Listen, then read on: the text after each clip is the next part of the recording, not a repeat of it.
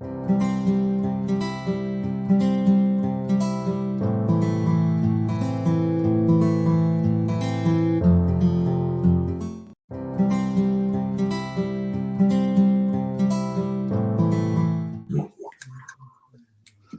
everybody, welcome to Connection Chats with Christy Mann. I am your host, Christy Mann, and I'm here today with my good friend and fellow author, Mr. Daryl Omar. What's up, everybody? Pleasure. Thank you for having me here. Absolutely. Thanks for coming. Daryl, take a couple minutes to tell us about you. I'm an author and I guess self-publisher from Maplewood, New Jersey. I currently live in Vauxhall. I've been writing since about 2015. I lived in Jersey. I lived in Ohio. That's about it. I write romance, but I talked to someone this morning and they say they just write real life situations. So I guess like kind of like that. I use magical realism in fiction to talk about real life, to talk about reality, but doing it in a way in which I'm educating and like teaching people something, but I'm also telling an actual entertaining story. So no one's getting too bored or anything like that. And I'm a dad. He's adorable. I've seen him. He's so cute. Yeah, he's awesome. Yeah. Well, congratulations on that, and to your lovely lady. I've seen her passing in the background a couple times, and they make it easy. Really? Yeah, they definitely do. They make it really easy for me. Good. Good. So, title one of your books. What's the if you had to pick one, which one would you recommend? If we'll start with New Girl. I would say New Girl because it's just the title has nothing to do with like the actual book. It's like the first entry point into the Haven Chronicles series. You get the first like introduction to Morgan and everything he's dealing with. You get introduced to basically who becomes his right hand, Rumia Ver, and she's just such an interesting, really dynamic female character that I don't know, just writing her character, editing the book, and working on the book really changed my perspective of women and like the capabilities between the two. It's like some people just have greater qualities than us, and it has nothing to do with gender or sex. It has everything to do with just this person's like determination and vocation in life is this, regardless of whatever equipment they got going on right there. Right. So the book it helped me so much in my personal healing as a man. It helped me in my relationship it's one of Amanda's favorite books as well. So it helped her a lot understanding what I was kind of going through. And I think it'll be that way for other people. When I see couples, I tell them about the book. And it's like, this is something you really need to read to bridge that gap between the two, because there's a lot of misconceptions that women have about what men really want and what we're going through. And I feel like this book kind of puts it out there for you while also giving a female perspective of dealing with that crap, because it's not just, oh, let me just sit here and live with this broken man forever. It's like, no, like, how does a woman get him to fix himself? How does she get him to get himself together? How do you get out of either this one phase in which you're in masculine victimhood and the world's so hard on you because you're a guy and, oh my God, I just want to play video games and watch porn all day type, excuse me if that's not appropriate for your show.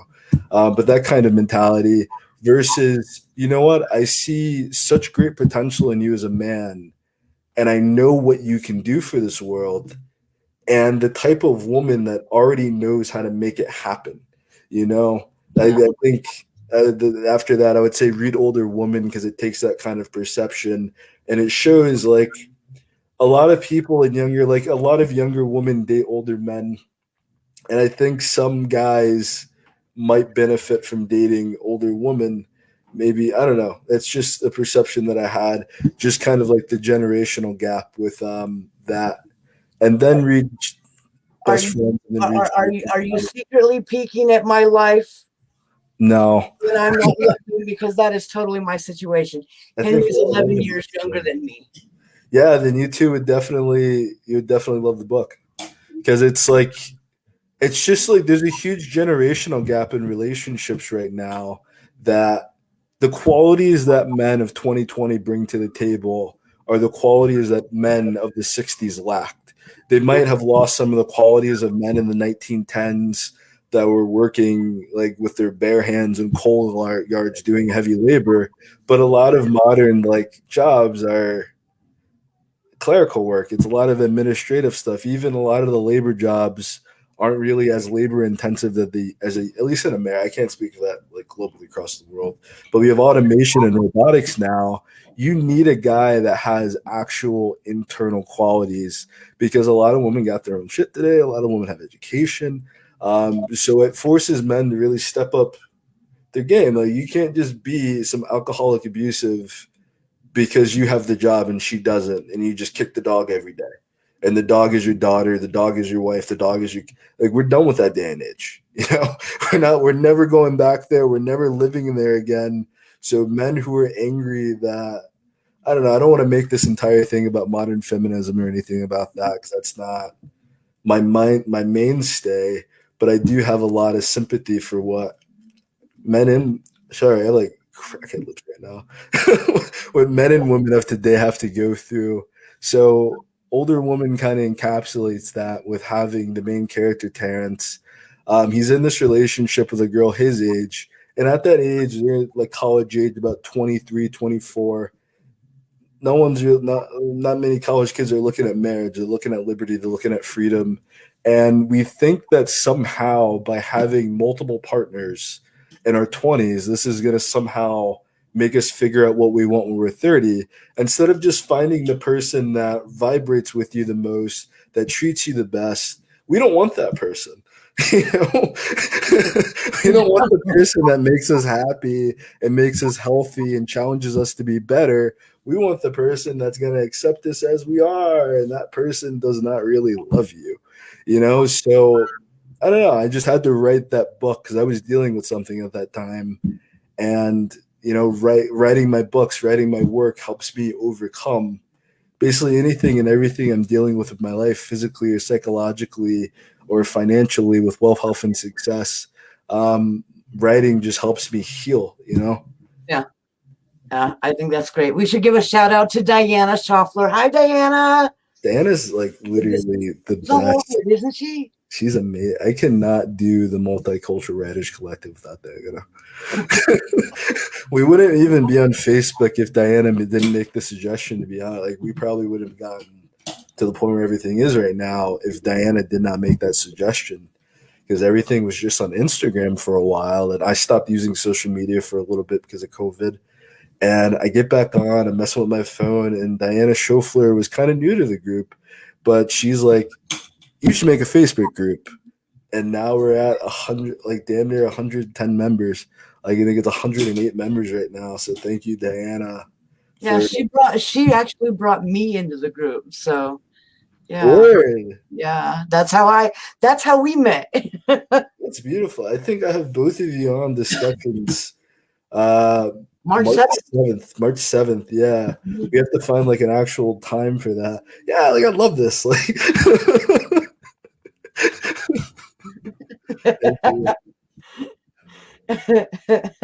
not the first person to say that, Diana. I'm trying to look at me. yeah. That's why I had to find me one woman and get me a kid so I could stop doing shit like that. I had to change my whole life. Well, that brings us to the actual questions and purpose of the whole interview. Biggest facts. As it is we've got 3 questions to go over.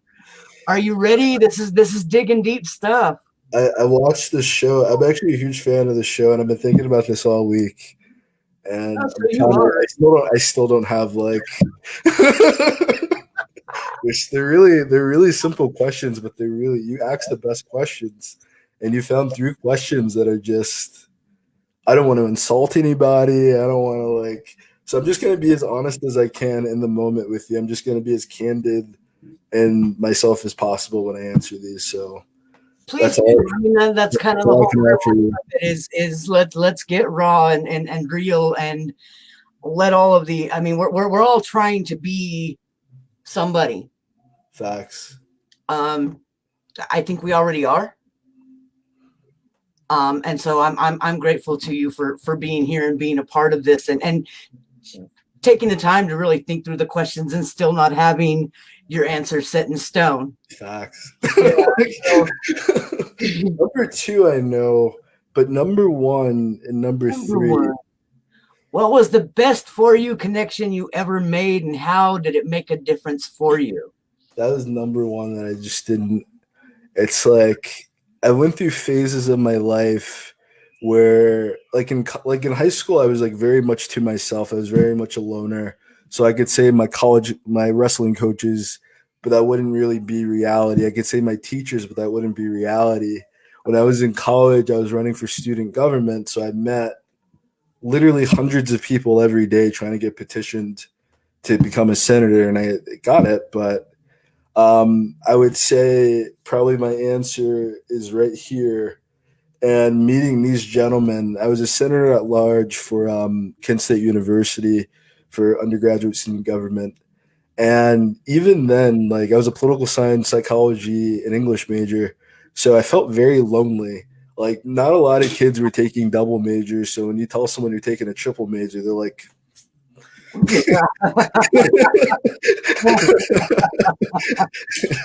you're that guy. It's like, yeah, I thought I didn't realize, like, I knew in like the middle of my mind, not really the back of my mind, that college was a business, but I wanted to have some sense of faith that we were truly getting educated here. And it just wasn't, college is not what it was in the 50s. It's not what it was in the 1800s.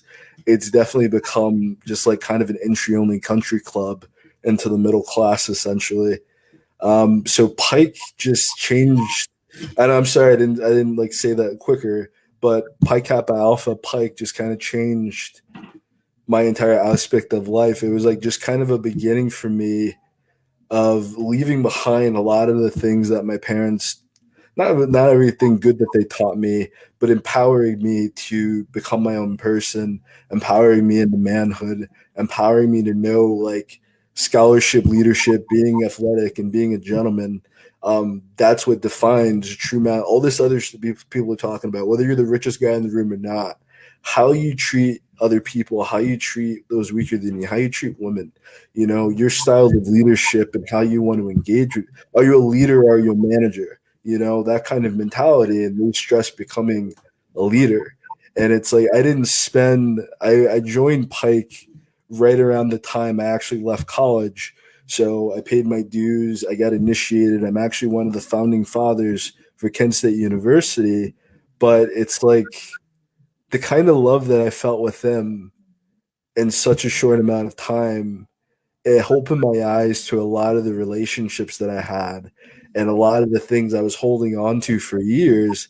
Is that our common goal in like Pi Kappa Alpha, our common goal, our common vision, our bond as men, our brotherhood just kind of overshadowed all the things that we were each individually dealing with in life, whether we were fully aware of it or not. And it wasn't a type of group in which I was friends with every single brother of the chapter. But even I was down in Glassboro. I was in Pi Kappa Alpha in Kent, Ohio, 700, almost 1,000 miles away from my hometown. I was in Glassboro, New Jersey, and I'm wearing the shirt. Guy sees me and he's like, you're in Pike? I'm in Pike.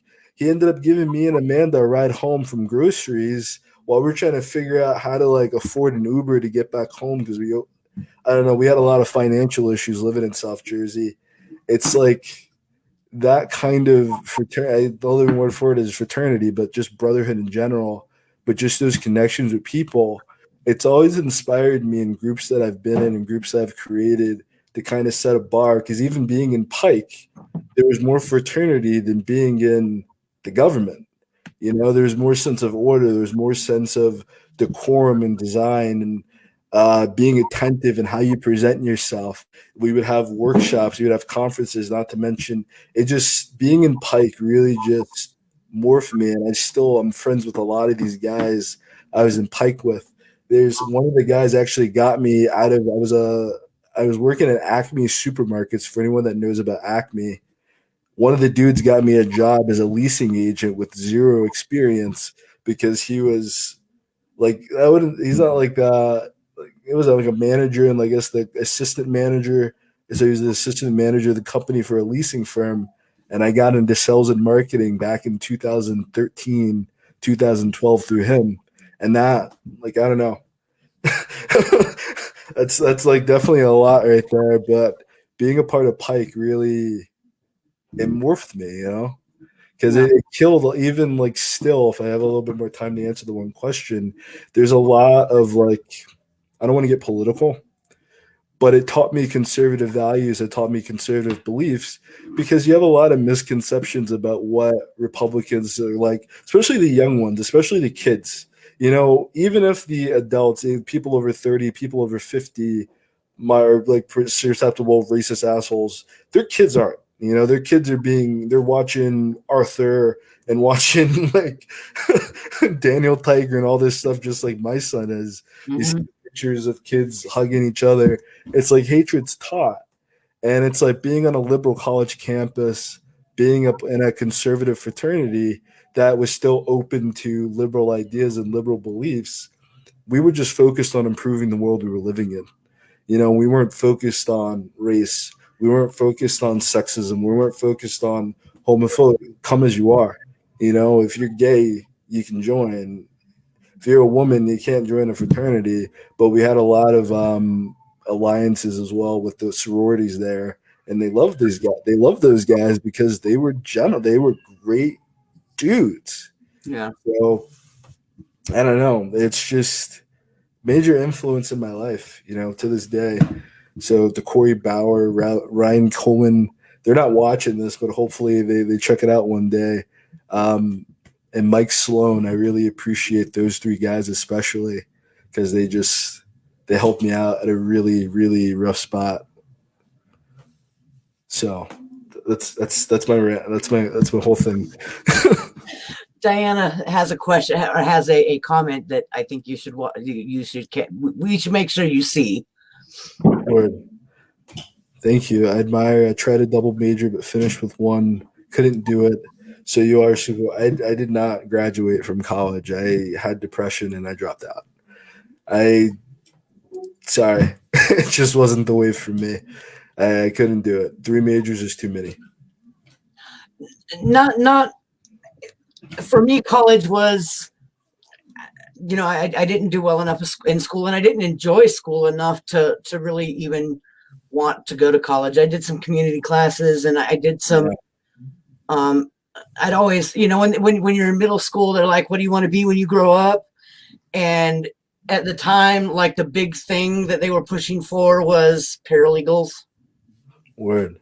So when it came time, like I graduated high school, I had kids. My son was born the summer between what would have been my junior and senior year. Wow. And so, I finished out my senior year by getting my GED, and graduating that way. So I have my high school diploma, but it was just, let me go in and get the test and get that out of the way. And then spent 3 years, just raising my kids. And then, I went back to school. But when I was deciding whether or not I wanted to go back or what I wanted to do when I went, I was like, well, what did I want to do originally? Because I had no idea where I wanted to go at that point. I'm like 20, 22. And I'm like, I have no idea what I want to do or where I want to go. What did I want to do way back then when it was, And no one acts, no one cares. Like it's so I'll go be a paralegal because that was what I wanted to do in middle school. word. Yeah, I got through tort law and was like, no, thank you. But I'd taken a psychology, I got my core psychology class out of the way. And I was like, okay, that I liked. Word. That I liked. And so I worked really hard and did everything I possibly could. But a situation happened and I failed English Comp 2. Damn. I failed it like it was a publisher. Yeah, and which was like, how did that happen? Well, it was because I got pulled away and wasn't able to You lost your focus. I really did. Yeah. But I do, and there was this whole, and I sat down with my guidance counselor, and I was like, look, and I mean, the tort law and the family law, they were really tough subjects. And they yanked at some really hard strings for me, and I was like, this isn't an avenue that I want to explore, but I really did enjoy psychology. What should I do? My guidance counselor was like, well, you can finish out your academic class, you can finish out your academic classes, and then you can transfer to ASU. And I was like, okay, so that sounds awesome. But I failed English Comp 1. Now I was a 4.0. I had a 4.0 GPA up until that quarter. And then I failed English Comp 1 so badly, and I got like a C or a D in the other class, that I was like, okay, well, I'll finish out my classes, the academics. The only ones that I had left to do were, I needed 2 math classes and I needed verbal communications. And I was like, well, I'll go ahead and transfer to ASU and do those classes there, plus do the psychology, and I'll have a really light workload. Mm-hmm. At least class load, or I can double up or what have you. I get through it that much quicker. I had a year and a half into an associate's degree. Did you get the associates? No. I also didn't get into ASU. My GPA was too low for the resident because I was living in Arizona. Yeah. My GPA was too low for me to get accepted into the university. Now, if I'd been an out-of-state, if I would have been an out-of-state resident applying to ASU, I would have qualified. But because I was a local resident, my GPA wasn't high enough, and they declined it. And I was like, well, now what do I do? Nah. So I went and got another job and started working this and doing this, that, and the other thing. And then, but like, ever since then, like, psychology has been major interest with the way the brain works and the way it doesn't. So I do a lot of self-study because it intrigues me. Word. That's good. When I was taking psychology classes in university, it just kind of exposed to me like how far behind, because with the history of psychology, for the majority of it, no one believed in it. So unless they were doing like a lot of these dehumanizing experiments, there was no funding and no money being put into it. That's why you have the kind of situation that kids are in now, that you're 18 years old, you have no idea what the fuck you want to do with your life, right? Because in the past 10 years of your life, no one's prepared you for the actuality of adulthood. They've prepared you for an imagination of adulthood, but they haven't prepared you for success. They prepared you to get a job, to work and pay taxes and die. And anybody can do that, Right. But to actually compete in society, to get further ahead in society, to understand how to network with people, no one's really giving out classes to do that unless you're paying $3,000 or $10,000 to learn from a millionaire who makes money by teaching $3,000 and $10,000 courses. It's the reality of the world. So there's no study into human happiness. There's no study into human joy. And around the time I was leaving university, I just making the conclusion that I was doing a lot of humanity studies. So even culture anthropology, one hasn't gone far back enough to discover the truth of humanity. And then it hasn't found a way to modernize itself and apply itself back to physical, actual reality, because no one's really fucking interested. Like, they're interested in it. If there was like a culture anthropology fiction, they want the fiction and they want the abstract. They want historical fiction and historical abstract. We don't have a very good relationship with the truth anymore. So the idea is that people are going to college, and they're going to college because they think it's the best decision they can make for their life. The reality is that people are going to college because it makes people a lot of money. Mm-hmm. Money. And they make a lot of money because you network and you play the game and you learn how to make the right connections. But sadly, a lot of the kids that get really high GPAs do not know how to transfer that over to work for themselves, or transfer that over to survive outside of governmental protection or the system. So I had to kind of leave to, because I know what question number two is. So I'm trying to set up question number two, low key. So I kind of had to leave to save my soul. I had to leave college because it's like if I stay here, the only thing I'm going to be able to do is work a job, and I can do that whenever, you know. So it's Yeah. there's no, we haven't gotten far enough in psychology yet that we're studying how to make humans have better lives. It's like we're only utilizing a lot of these subjects, and says even biology and the current engineering industry across the board with engineering. It's like we're all so focused on money.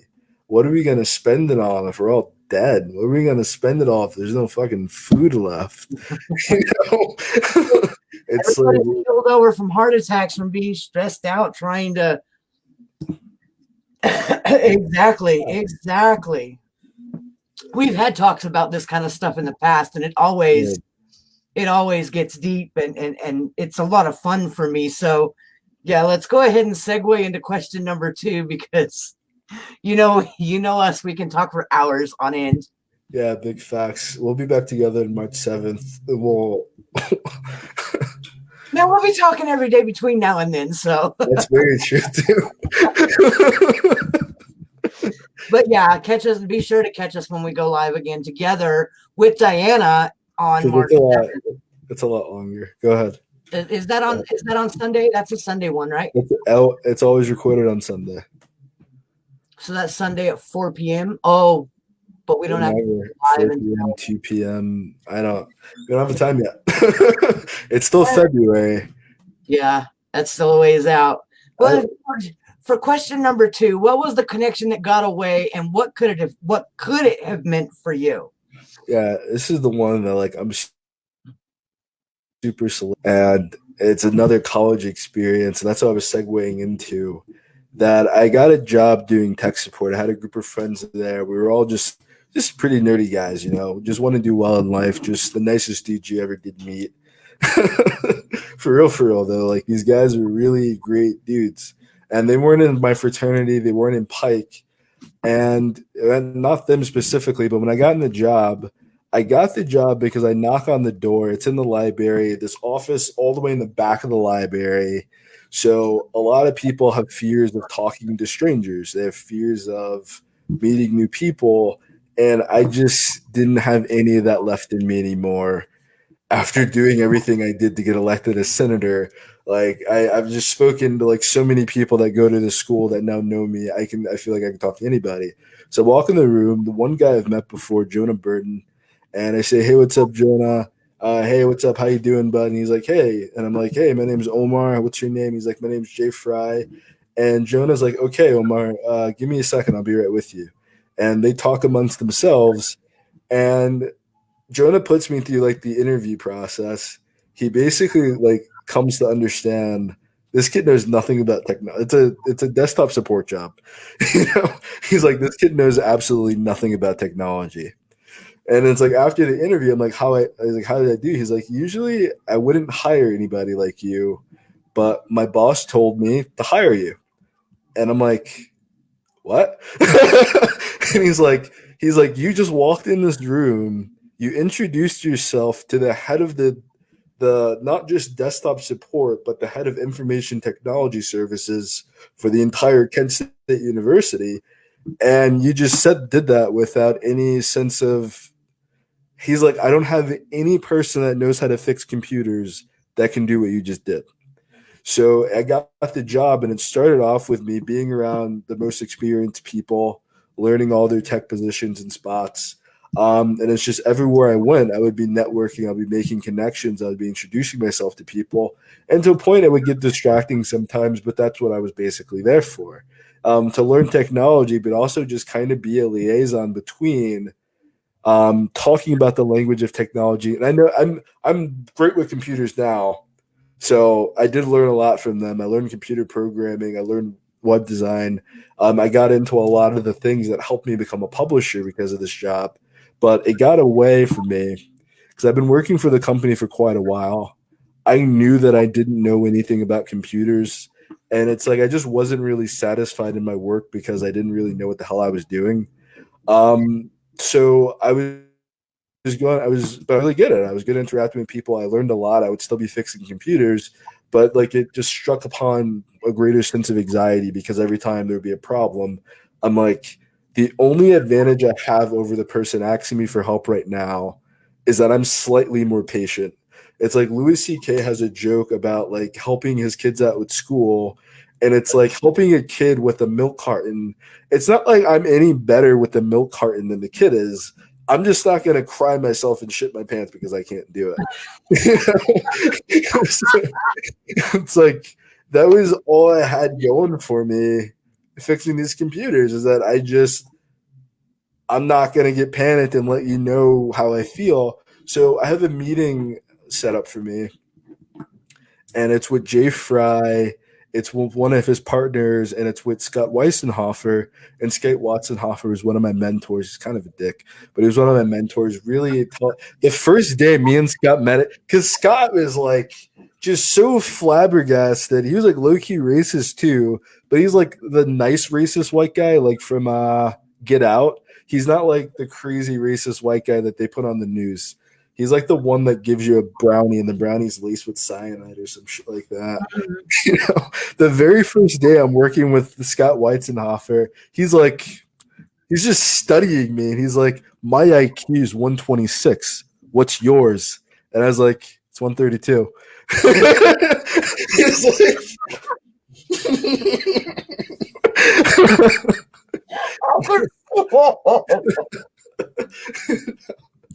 he's just like, how the hell did you get this job? But I'm really good at like listening. I'm a really quick learner. So like he liked me. We had a really good relationship. I was really friends with his son as well. Me and his son were both more artistic than we were scientific. So we were in a creative writing class. I don't know, just it was an amazing job. So I'm scheduled to get a promotion, but at the time, it's like I already knew I wasn't happy in college. I already knew I was more than like leaving Pike. I just had a breakup, and it's like taking the job in retrospect probably would have put me on a much better and completely different path in life. That I would have been around good friends because I worked with, but I just felt like I had nothing in common with them. So the promotion would have put me in a better spot to do, I guess, more liaison work, to be still working with computers, but I guess dealing with people rather than dealing with machinery and trying to get the things that they needed. And I could have been very effective with them, and I could have done a lot for them with those skills that I had. But everything that I was dealing with, and I already knew I was leaving university soon, they probably could have pulled some strings. Because what happened one time was I was at work and I was like home, and like I would like bring my laptop to work some days just to like have my work computer for work and then have a computer to do what I want to do on, because I was working on my books at that time and I needed to work computer. And I had no idea I was still downloading Game of Thrones. So I'm at work now. I'm on a different IP address, and I get a cease and desist email from HBO saying that if I don't stop downloading their content, they're gonna sue me. This is like legit. They're gonna sue me for $1 million, and I'm like, this is bullshit. Like this can't be real. And then I go, my manager Diana at the time, she's like, Omar, I need to talk to you. I'm like, shit. How does she know? And they knew. So I'm with my friends, and they're like, dude, you're fucked. You're done. Like, what are you real life going to do now that HBO wants $1 million from you? And I go to a hearing with the people at work there. I still was getting the promotion regardless, mind you. This is how good I was at what I did. I was still going to get the promotion despite, oh, they just needed a token. I don't know. But I fucked it up, like it's just, there were so many things that were wrong with me. And I ended up like nothing happened like at all. I got in there and they said they were more angry that I got caught than I did it. because I'm supposed to be good with computers, it's like there are ways to, like, everyone's pirating. So there are ways to pirate and not get caught. And they're just like, come on, man. Like, how could you get caught? And I just, after that, it's like everything in life is bullshit. Nothing exists. Nothing is real. And I just went on this like massive exercise. I was terrified. Like we were doing things we shouldn't have been doing the day before my hearing, but I was still like under the influence while I was at the hearing and afterwards. And it's like being in that kind of frame of mind. I don't like, I'm not going to get too far in your show to talk about things. They can speculate about whatever they have in mind about what I was doing. But being in that frame of mind afterwards, and I still went to work after my hearing. Nothing. I wiped my entire laptop. They didn't even want to see my laptop. They didn't even care. It's like I was so terrified for nothing. So it's like that feeling of fear trapped me. And it's like it wasn't them, it was me. It's like I was so scared of realizing my potential and so scared of people seeing my potential that I ended up being homeless for about 2 years, a year and a half after that. And it's like I could have had this great promotion. I could have had people, I could have just got through life with nepotism. I would have ended up becoming a politician, like I told you during discussions, becoming a politician, becoming a lawyer. But it's like how I felt at that time is like that. This would have been the rest of my life. It's how I feel right now would have been it. I would have the salary that tricks me out of following my dreams because I want to be an author. I don't want to be in desktop support. I have nothing in common with the people that I work at because I feel like I'm wearing a mask to work here. I feel like I don't have the same interests. Like I play video games because I enjoy them, but like this isn't. I'm not doing background research into how the game was developed and all the issues of development that the game has gone through and what language they use to code the game. And this is the type of software you need to run the game on. What kind of computer do you have? I took Richard Bronson's advice, take the job and figure it out as you go. But with that promotion and with Jay Fry, I felt like I could have did something very impactful. And then I ended up going a completely different freaking way with that. And I don't regret it. I'm at peace with it. I'm happy that I didn't take it. But it definitely would have changed everything had I had taken that promotion and just saw what it would have been like to realize my potential. Now I'm still trying to figure it out, but I'm trying to figure it out from a completely different side of life. Completely different side. It's on your terms now. Yeah, that's true. That too. 100% on your terms. Yeah. And I can be myself now. I don't have to pretend to understand something or pretend to be. So I realize that's what we're all doing. Not all of us, but that's what a lot of people are doing is that we get in a position and we're just, I got to find a way to keep this. And they don't. Yeah. You don't. You're going to be able, I've quit jobs. I got fired for the first time in April. And getting fired felt like getting my first F ever. I got my first F in math class. And I got fired from my first job. And I was just like, wow, I'm free now. Like once I got my first F, it's like I've done the worst I could do. You can only go up from here. Yeah. What the fuck you gonna do to me now, man?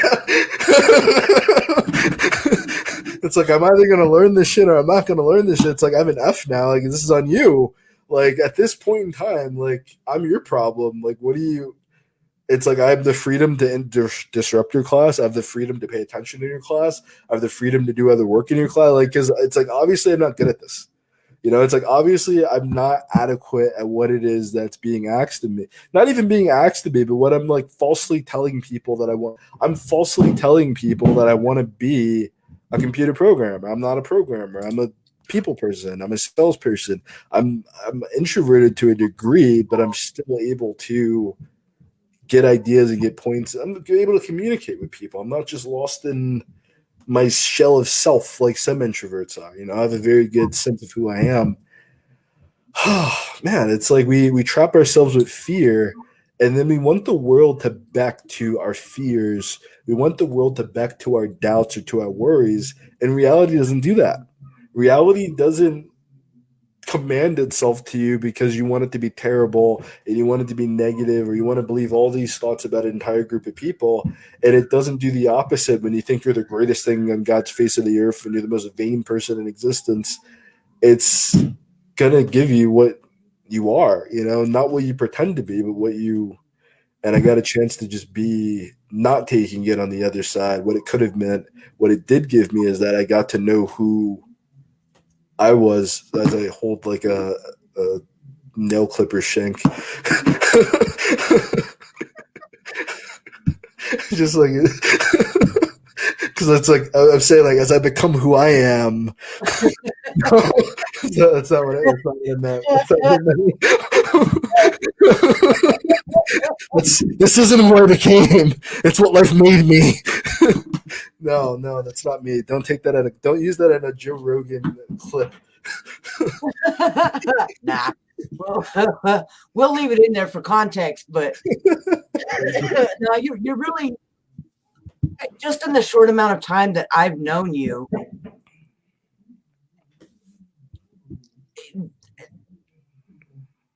there's a sensation in you that I feel, that I recognize, and it's that desire of serving and helping people get where they want to be. We've kind of gotten there. Word. It doesn't look like what everybody else thinks it would look like, but we've got those moments of, man, when I was 13 years old, I wanted to be standing, I wanted somebody to be standing behind, holding up my book, holding up a book with my name on it. Yeah. I mean, now we hit those moments. Yes, fuck yeah. We hit those moments, and now it's like, okay, well, we hit those moments. What now? Do we just keep doing that? There are some people that are like, yeah, I'm just gung-ho doing that. Yeah. We're kind of on the flip side of that, where that's not really important to us anymore. It's more important us to be able to turn around and be like, hey, who else wants to do this? It's like, how do I prevent you from going down what I did? Because I didn't need to drop out of college to become an author. I realized that 3 years after I dropped out of school to become an author. It wasn't mandatory. No one asked me to do it. Did you go through a period where you were like, well, damn it, I'm doing this. Why isn't anybody on board with it? Yeah, like absolutely. But I feel like it's different. I feel like that's why I turned out differently than other people, because other people believe in haters and they believe everyone's jealous of them. And it's like, they're just really arrogant. People don't like, I'm a Virgo, so people don't like Virgos because they think we're like that. But the reality is that we're nothing like that. We're the mirror of what everybody else is reality like. And we're just sitting here chilling on our own accord, doing our own thing. So it's like, while I was going through that, I'm the type of person that I'm going to take the 10 over the 100, not like in hundreds of dollars, but like, I'm going to try to really get to know these 10 people as deeply and as earnestly and for as long a time as possible. Because in my experience, like, seeking popularity, I was talking about this yesterday with Tony Dottie and Vanessa Hernandez. I'm just the type of person that I didn't have a clique growing up. So what's up, Anthony? It's good to see you, bud. I didn't have a clique, so I got to experiment with all these different groups and all these different people, all these different organizations, because there was no mental limitation for me. There was no, I identify as myself as being black, and I just identify myself as being a nerd, and I was a wrestler, and I was never just one box. So I just kind of got to.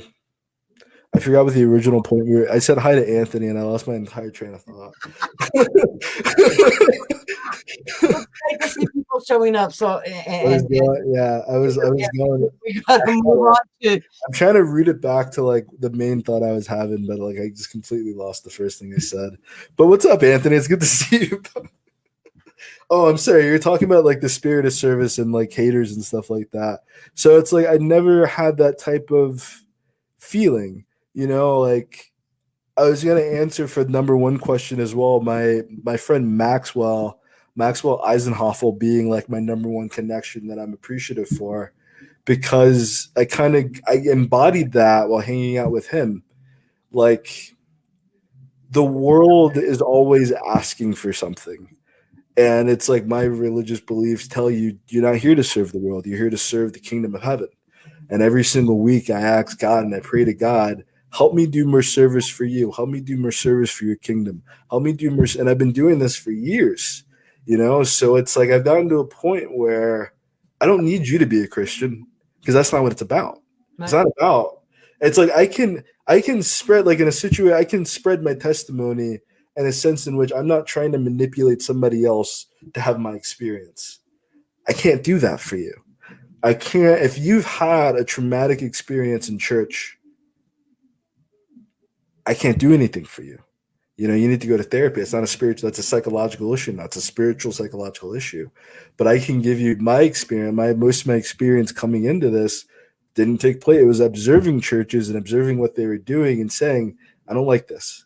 I like that part. I don't like this part. I like that part. I don't like what you're doing here. And it was never in the word. It was never in what they were teaching. It was always in, when man gets involved, oh, how we corrupt things. When human ego gets involved, the show goes from being about God to being about the pastor. And I just didn't want to get into any of that with my life. So it's like I can't deal with being in church. I'm just not that type of person that I'm going to show up every single week to be in a group setting with people. I can give you once a month. You know, if that was a thing, I can definitely show up once a month and I would feel the same type of connection and love as you guys do coming here every week.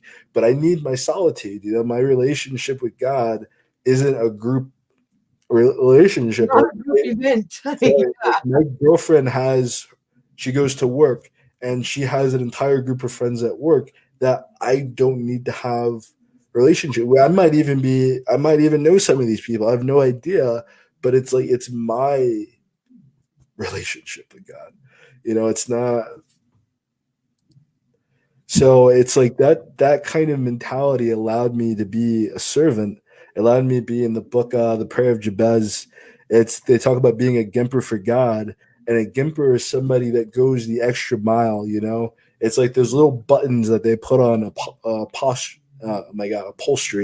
So it's like those little fine indentations that let you know that someone's a master of their craft. You want to be like that. And it's like I hated the people I was meeting because I was homeless. I went from my parents were very wealthy. My parents had a lot of things going for them in their life. And it's like I grew up with that kind of life. But it's like what I kept seeing is that to really get to the other side of who I need to be, I have to understand poverty. It's like I have to understand hardship. It's like I've already had everything. I have to understand, how do I become myself with nothing? How do I become joyful with nothing? It's like, how do I reach a point within myself where waking up in the morning is what gives me satisfaction? It's not waking up to accomplish something, and that's great.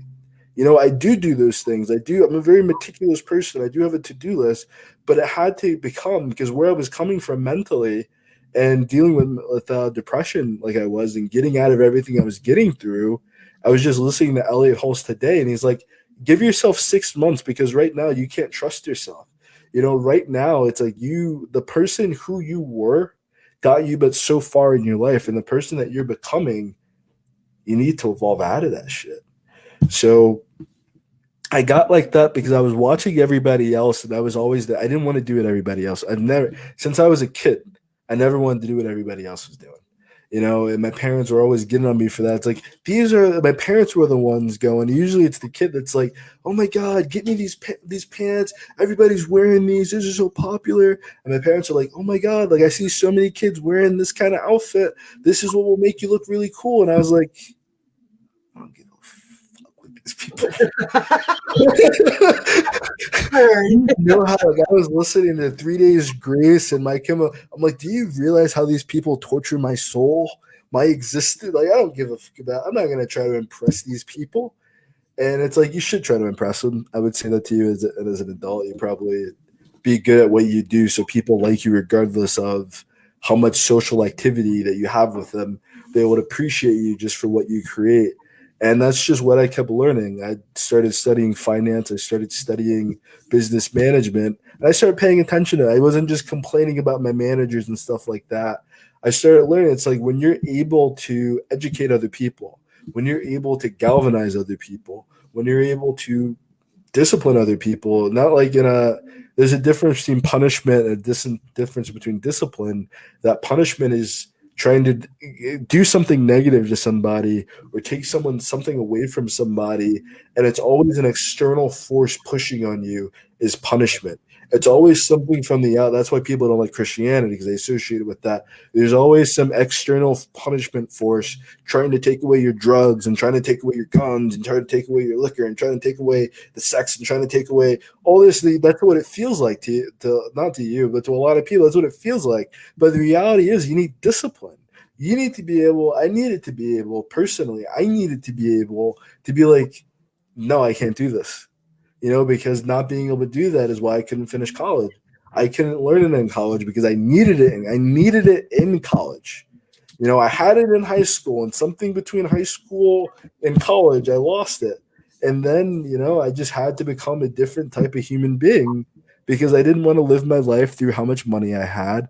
I had already been dating, and my relationship wasn't working out because I wanted to date anything attractive, anything beautiful. I didn't even want to date. I just wanted to. It's like there's no more. That's what I read about in my book, Best Friends, was trying to get out of that. It's a punishing mentality, being like that. Like the idea of what we think an alpha male is like it's a really damning. And I guess this is my advice number 3. The advice I would give other people is I told you I watched the show. Bring it. It works. It works. Well, I'll go ahead and put the question up, but you go ahead and answer it and I'll type it out. What is your number one piece of advice for making and using connections to make headway in a business? Well, that's different than what I was going to say. No, I guess no. It's 100%. I think it fits like purposely, but it's going to be advice geared more towards. I guess it works for both. I guess it works for man and woman, but I'm going to give it from a masculine perspective. Is that sex will destroy you? More than anything else in your life, it's like your want for physical attraction, your want to be desired physically, your want to be satisfied physically or to gratify people physically. It's going to destroy you. Because if you have nothing else to give of yourself but that, you become nothing greater than, and this is no offense to people that are in sex work, but the metaphorical sense, you become nothing more than a prostitute. You become the person that I can't do anything but fold clothes and work in retail. So you have people justifying you not making $15. You should be making $20 an hour at basic minimum wage, but we won't get into that on this show. We'll get into that some other time on discussions, I guess. But it's like you become that type of person that your choices and options are so limited because this is it. But instead, when you have those internal qualities, I would say first and foremost for me, because I deal with a lot of women, having spent so much time not becoming abstinent, but becoming sexually, it's called sexual integration. I was reading this book, 1000, How to Save 10,000 Souls. And it's like, it talks about that. It's like for men, the biggest thing to become a pastor is that, or like a priest, this is for the Catholics. I'm not a Catholic, but it was a Catholic book, is that you have to be sexual integral, and it's not this whole thing of non-binary or non-gender fluid thing. It takes that and it takes it to a brand new level for me. That's what I meant earlier. It's not about the equipment you got, is that you have to be able to acknowledge women and appreciate women for what they give you other than sex. And that will transform your relationships. You have to find things to do with women, find ways to have relationships with women that does not involve sex, because it's like you lose the human and all you have left is the animal. All you have left is the carnality. And there's nothing wrong with if you guys are both single and you guys are both, that's the only way you're going to find your wife or find your husband, is being able to network and stuff like that. But it's like I found myself either unable to have the proper relationships that I needed because I had no sense of like just that ability to just chastise myself, to focus on what I needed, to focus on having greater relationships, that I wouldn't be able to do what I do today when I was 18.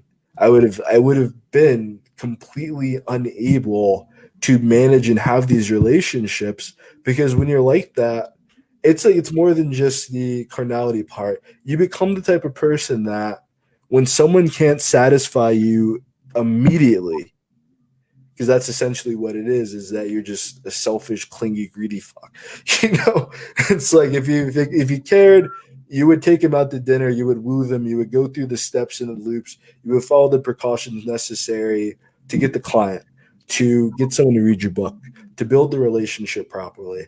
You would do exactly, have a relationship based on other things, have a relationship based off real things, but have a relationship based off of something that lasts more than 5 minutes to an hour. There's 24 hours in a day, and it's like when I started doing business with people, some of my clients were females. So it's like I'm learning all these other lessons from men, that we can't have these type of relationships and be successful. I know one person who was doing real estate. He allowed that to command his mindset. He allowed that to kind of dominate what he was doing. And needless to say, he started having relations with this person. They destroyed his apartment when it came time for eviction because she still needed to pay. And it's like, I was like, I never want to be this. I hear stories of people getting divorced or people get backstabbed or something like that through.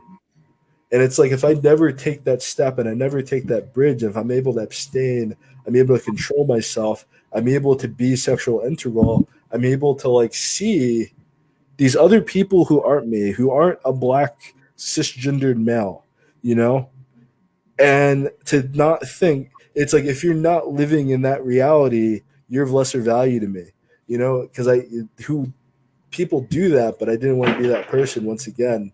So it's like my general advice would be, it's like, in the meantime, yeah, if you're a man, learn how to have sexual integral relationships with women, because it's going to allow you to see women in a different light. But in general, don't be the type of person who is driven solely by the short term or the instant gratification or the physical gratification or the monetary gratification, because it's like everything is building experiences, everything is building your skills. And if all you're learning in your relationships is how to make people blush, what kind of relationships are you really going to have? I didn't want to be that guy.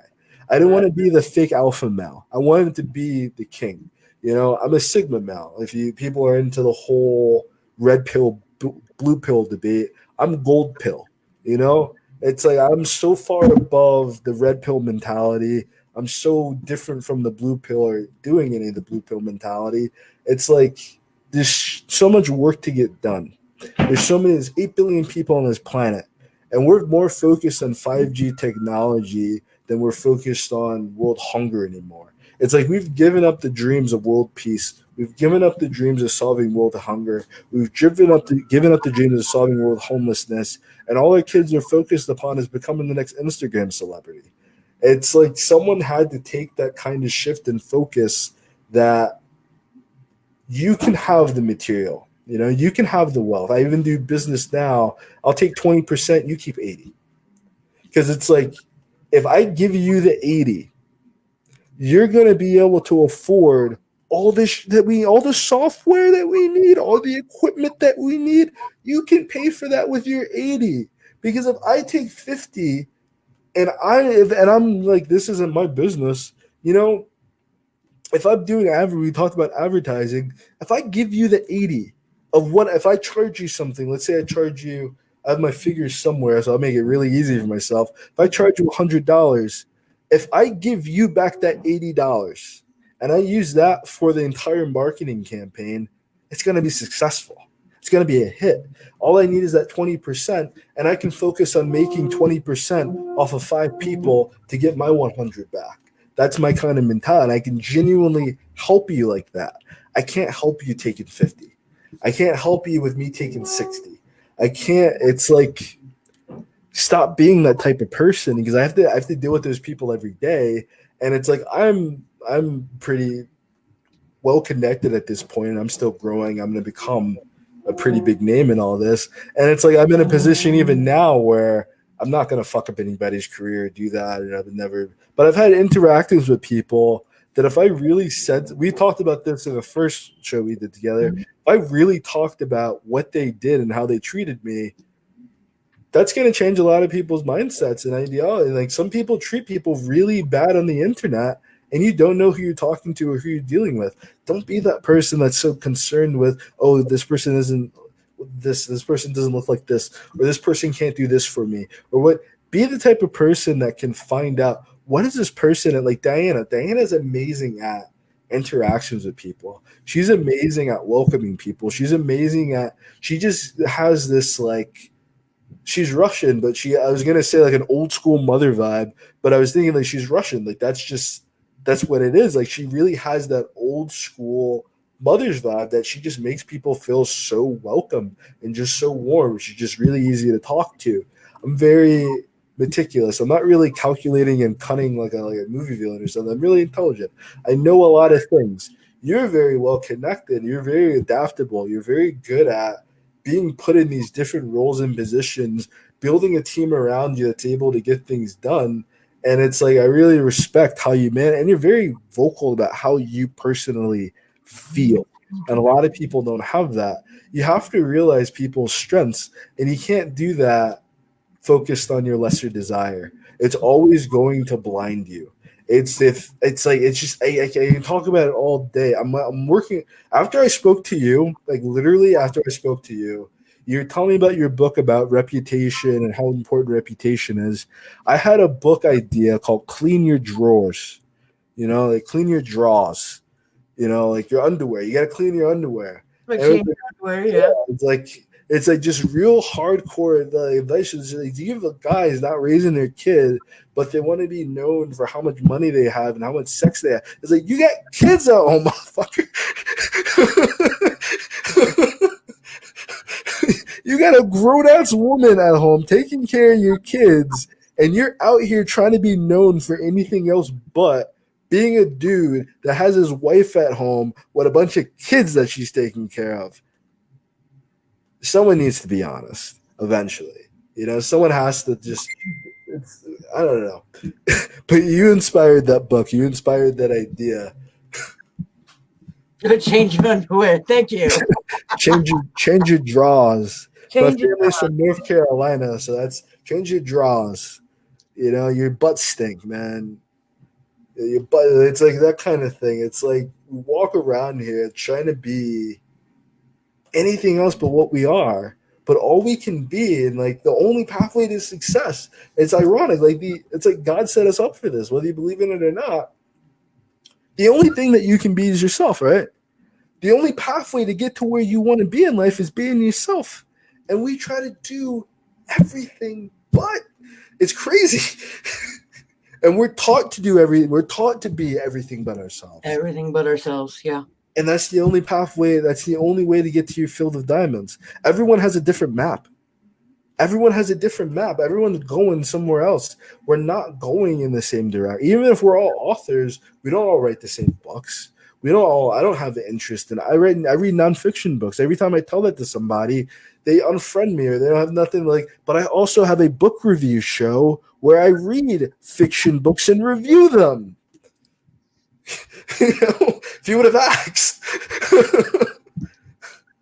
Sorry. Yeah, I feel you. I mean, we've had at length conversations about all of this stuff. Big facts. We're gonna have many more. Absolutely.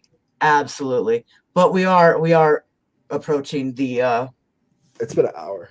It's been an hour. Didn't it go like super quick? Yeah. I flashed by. I told Amanda I only need about 40 minutes, and she's like, uh-huh.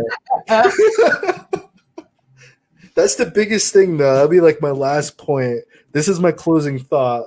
That's the most important part of sexual integration, because it's we're taught everything else but it's with men, we're taught we're the leader. We're taught we have, but being a leader doesn't mean that you have all the right ideas. Learning how to listen to this woman, oh my god. Learning how to listen to Amanda, learning how to take her advice and apply her advice, learning how to listen to her when she says, I need this done, or like even when she doesn't directly ask for it, she'll be like, oh my God, there's so many dishes in the sink, translates to, I'm not washing these dishes. And if I have to wash these dishes, like it takes your mindset off of what am I receiving and what am I getting. Yeah, like I feel like everyone can relate to that. Like the women are speaking an entirely different language. That it's like someone taught me this when I was learning Spanish and learning languages. It's like he's like stop thinking like in translation. He's like you're not learning Spanish right now. You're learning Spanish words for your English mentality. Like you're trying to speak Spanish in English. You can't do that. You have to learn Spanish. Women are speaking a different language. Men are speaking a different language. And unless you can move, because when we're in that sexual, I don't know what the other phase. I guess just the sexual phase. We're not being who we are. We're not being genuine. It's like when you're in a job interview and you lied on your resume. You're not being real. So once you get into this position and you get this job, it's not going to take very long for people to understand that you don't know what the fuck you're doing.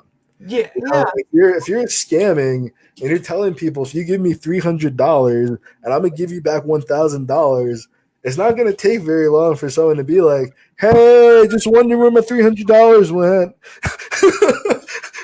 What's going on?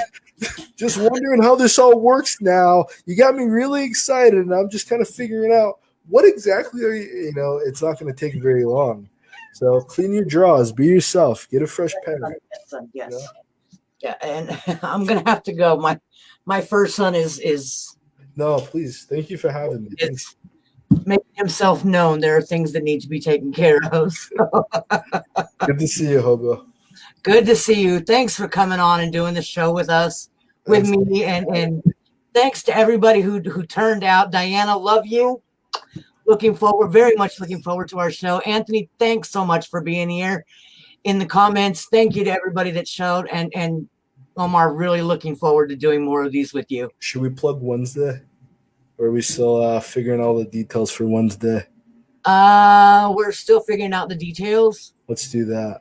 Yeah, we are looking to do a show on Wednesday nights. Well, you are looking to do a show on Wednesday nights? Yeah, I do a show on Sunday nights, Sunday afternoons, and for the True Living Summit, I met some amazing people through Christy Main, Tony Dottie, Anthony Rose is one of them, who I had on the show last night, Vanessa Hernandez as well. Just really Omar Gonzalez, just so many great high energy people that remind me a lot of Pike. You guys remind me a lot of my experiences when I was working in tech, that it's just an environment of people that are looking to raise to the next level. So I want to meet these people. I want to talk to Lynn Davies. I want to talk to Gary Krebs.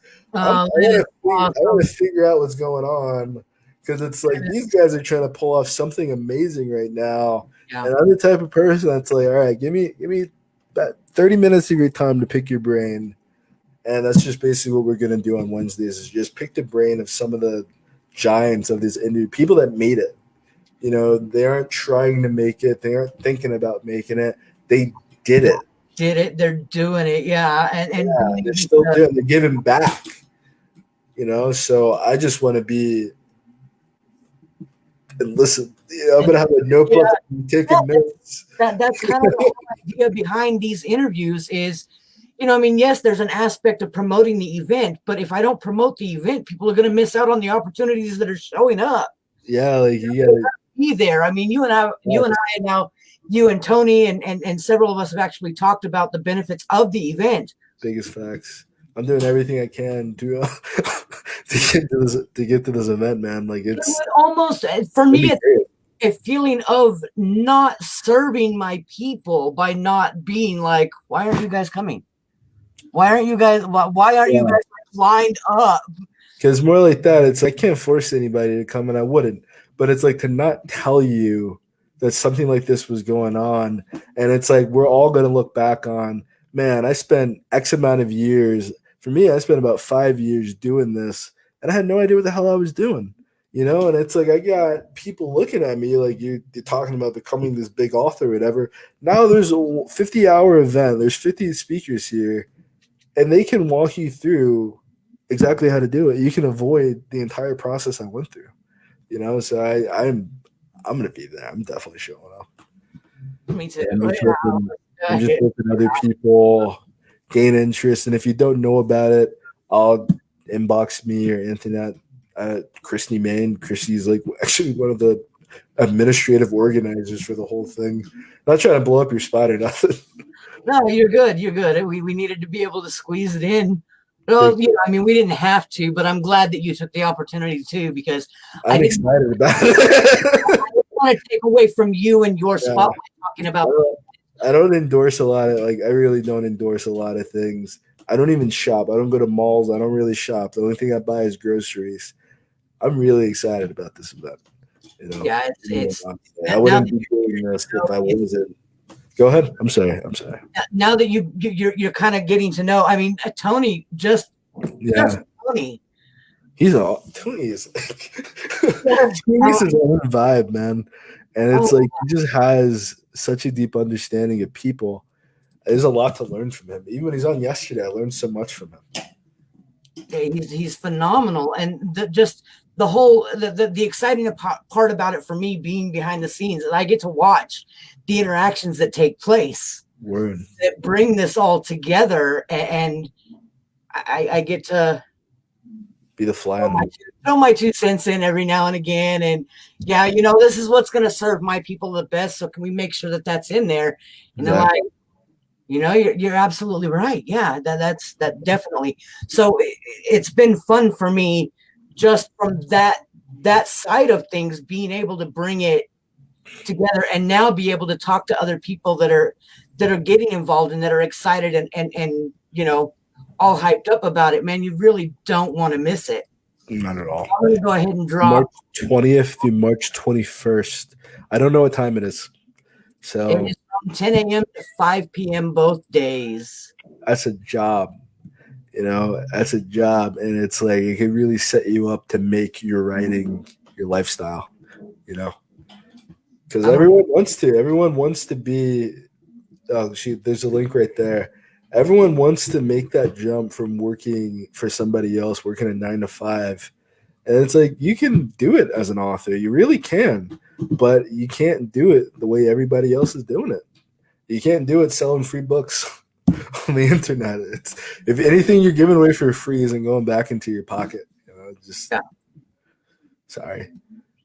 All good. And there's the promo code, guys. If you join the Journey to Success Summit through that link right there, type my name, capital C, capital M, no space in between, and you will get 50% off your VIP ticket to the event March 20th and March 21st. I'm